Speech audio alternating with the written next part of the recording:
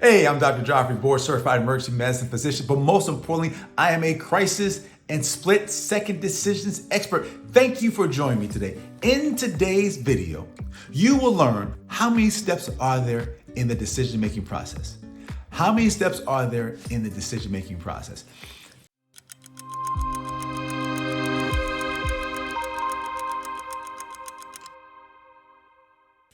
I have to be frank.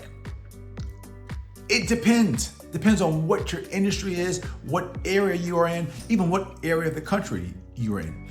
There's a 5-step decision-making process. There's an 8-step decision-making process. There's a 10-step and a 12-step decision-making process. Today, we're going to talk about the 7-step decision-making process. Again, the 7-step decision-making process. Step number 1, identify the decision. Identify the decision. Step 2, gather information. Gather information. 3, identify alternatives. Identify alternatives. 4, weigh the evidence.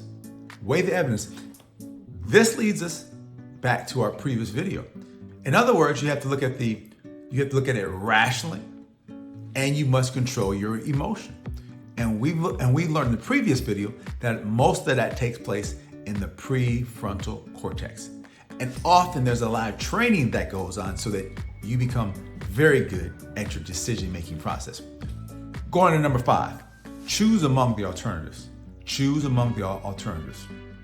6, take action. Take action. 7, review your decision. Again, review your decision. Having said all that, again, it depends on what industry you are in.